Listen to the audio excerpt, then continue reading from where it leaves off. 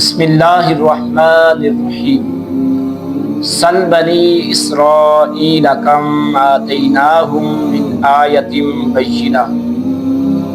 آپ پوچھئے بنی اسرائیل سے کہ کتنی ہم نے ان کو واضح نشانیاں عطا کی۔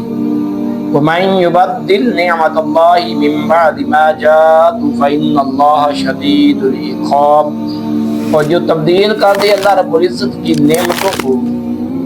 بعد اس کے کہ جب وہ اس کے پاس آ جائیں تو بس بے شک اللہ رب العزت سخت عذاب دینے والا ہے۔ زُيِّنَ لِلَّذِينَ كَفَرُوا الْحَيَاةُ الدُّنْيَا وَيَسْخَرُونَ مِنَ الَّذِينَ آمَنُوا، آراستہ کی گئی ان لوگوں کے لیے جنہوں نے کفر کیا دنیا کی زندگی، اور وہ مذاق اڑاتے ہیں ان لوگوں سے کہ جو ایمان لائے، یعنی جو کافر ہوئے ان کے لیے دنیا کو سنوار دیا گیا، اور جو مومن ہے اس کے لیے دنیا میں بہت زیادہ مشکلات ہیں، جیسا کہ نبی کریم صلی اللہ علیہ وسلم نے ارشاد فرمایا الدنیا سجن المؤمن و جنت الکافری، کہ دنیا جو ہے یہ مومن کے لیے قید خانہ ہے۔ تو اس طرح جو کفار تھے وہ حضور کے صحابہ کا مذاق اڑاتے کہ دیکھو تم مسلمان ہو، تمہارے پاس کھانے کے لیے کھانا موجود نہیں ہے، پینے کے لیے پانی موجود نہیں ہے، اور ہمیں اتنی نعمتوں سے نوازا گیا ہے۔ تو اللہ رب العزت مومنوں کو تسلی دے رہا ہے، ہمارا والذین اتقوا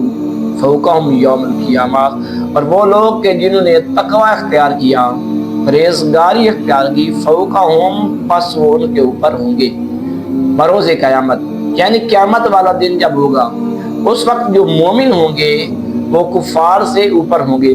واللہ یرزق من یشاء بغیر حساب، اور اللہ رب العزت وہ رزق دیتا ہے جسے چاہتا ہے بغیر حساب کے۔ کان الناس امۃ واحدہ، پہلے لوگ ایک گروہ تھے، پھر ان میں اختلاف پیدا ہو گئے، جب اختلاف پیدا ہو گئے فبعث اللہ النبیین مبشرین و منذرین، تو بس اللہ رب العزت نے بھیجا انبیاء۔ کیوں بھیجا اور کیسے انبیاء آئے؟ مبشرین و منذرین، جو خوشخبریاں سنانے والے کہ اگر تم اللہ رب العزت کی رضا پہ راضی رہو گے، جو اللہ رب العزت نے تمہیں حکم دیا ہے اس پہ تم عمل کرو گے تو تمہیں جنت ملے گی، اور وہ منذرین اور ڈرانے والے، اور اگر تم اللہ رب العزت کی بیان کردہ فرامین کی خلاف ورزی کرو گے، جو احکام اللہ رب العزت نے بیان کی ہے کہ ان پہ تم نے عمل کرنا ہے، اس کی اگر مخالفت کرو گے تو پھر تمہارے اوپر عذاب آ جائے گا، پھر اللہ رب العزت کی جانب سے تمہارے اوپر ناراضگی ہوگی۔ وَأَنزَلَ مَعَهُمُ الْكِتَابَ بِالْحَقِّ لِيَحْكُمَ بَيْنَ النَّاسِ فِيمَا اخْتَلَفُوا فِيهِ، اور اللہ رب العزت نے نازل کیا انبیاء کے ساتھ، کس چیز کو نازل کیا؟ کتاب کو، حق کے ساتھ، جو تاکہ انبیاء فیصلہ فرمائے ان کے درمیان جس بات میں وہ اختلاف کرتے ہیں۔ وَاخْتَلَفَ فِيهِ إِلَّا الَّذِينَ أُوتُوهُ مِن بَعْدِ مَا جَاءَتْهُمُ الْبَيِّنَاتُ بَغْيًا بَيْنَهُمْ،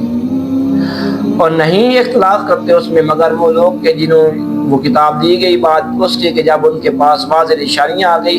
وہ سرکشی کی بنا پر انہوں نے اختلاف کیا۔ فَهَدَى اللَّهُ الَّذِينَ آمَنُوا، پس اللہ رب العزت نے ہدایت دی انہیں جو ایمان لائے، لِمَا اخْتَلَفُوا فِيهِ، اس سے کہ اختلاف کیا اس میں، من الحق، حق سے،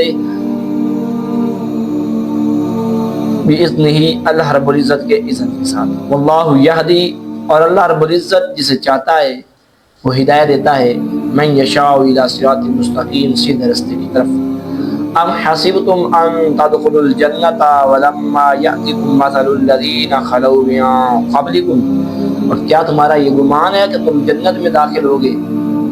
اور اب تک نہیں آئے تمہارے پاس مثل ان لوگوں کے کہ جس کو اس نے چھوا تم سے پہلے؟ مستهم البأساء والضراء وزلزلوا حتى يقول الرسول، تو پہنچی ان کو سختی اور ان کو شدت پہنچی، وزلزلوا، اور وہ لرز اٹھے، حتی یقول الرسول، حتیٰ کہ جو ان کے انبیاء تھے وہ کہنے لگے اور جو انبیاء کے ماننے والے تھے وہ کہنے لگے متا نصر اللہ، کہ اللہ کی مدد کب آ پہنچے گی، الا خبردار ان نصر اللہ قریب، بے شک اللہ رب العزت کی جو مدد ہے وہ قریب ہے۔ یسألونک ماذا ينفقون، وہ آپ سے سوال کرتے ہیں کہ کیا وہ خرچ کریں، ماذا ينفقون، یا پھر کیسے وہ خرچ کریں، قل اے محبوب فرما دیجئے ما انفقتم، جو تم خرچ کرو، من خیر، نیکی کے ارادے سے، بھلائی سے، فللوالدین، پس والدین کے لیے خرچ کرو، والاقربین والیتامی والمساکین وابن السبیل، اور وہ اپنے رشتہ داروں کے لیے خرچ کرو، یتیموں کے لیے، مسکینوں کے لیے، وابن السبیل، اور جو مسافر ہیں ان کے لیے تم خرچ کرو، وما تفعلوا من خیر، اور جو تم بھلائی سے کرو گے، فإن اللہ بھی علیم، بس بے شک اللہ رب العزت اس کا علم رکھنے والا ہے، اللہ رب العزت کو معلوم ہے کہ تم کس نیت سے یہ کام کر رہے ہو۔ کتب علیکم القتال وہو کرہ لکم، تمہارے اوپر جہاد کو فرض کیا گیا، وَهُوَ كُرْهٌ لَكُمْ، اور اس حال میں کہ وہ تمہیں ناپسندیدہ ہے،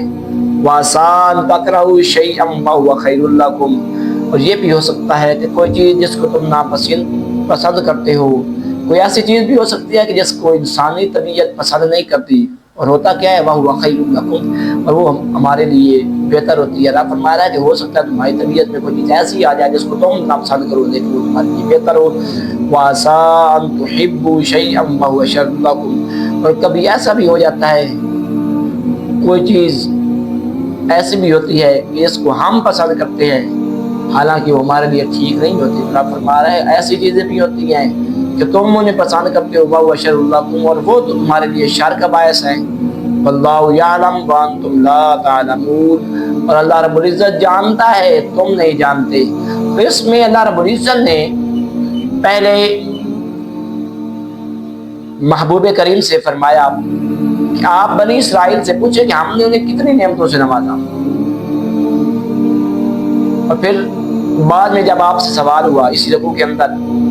کہ جو ہم نے خرچ کرنا ہے وہ کس طرح خرچ کرنا ہے، تو خرچ کا بہترین طریقہ اللہ رب العزت نے ہمیں بیان کیا ہے، وہ کیا ہے، فللوالدین، کہ جو تمہارے پاس مال ہے پہلے والدین کے لیے خرچ کرو۔ اگر والدین گھر میں پڑے ہیں، انہیں حاجت ہے اس چیز کی، لیکن ہم درباروں پہ جا کر یا پھر ہم کسی دوسری جگہ جا کر صدقہ و خیرات کا اہتمام کر رہے ہیں، لیکن اگر گھر میں ہمارے والدین بوڑھے پڑے ہیں ہم ان پہ خرچ نہیں کرتے، تو پہلے رب نے فرمایا کہ پہلے والدین پہ خرچ کرنے، بعد میں عزیز و اقارب ہیں، بعد میں مسکین ہیں، وابن السبیل بعد میں ہیں، پہلے تمہارے رشتہ دار میں سے تمہارے والدین ہیں۔ اس لیے والدین کی عزت و احترام اللہ رب العزت نے قرآن مجید میں بہت جگہ بیان فرمائی ہے۔ جہاں اللہ رب العزت نے اپنی وحدانیت کا ذکر کیا ہے وہاں ساتھ ہی اللہ رب العزت نے والدین کے حقوق کا بھی بیان کیا ہے، اور اس لیے میری آپ سے التجا ہے کہ عزیزم والدین کے ساتھ حسن و سلوک سے پیش آئیں۔ یہ وہ دولت ہے کہ جو اگر ایک مرتبہ کھو جائے پھر ہم دنیا کی ہر چیز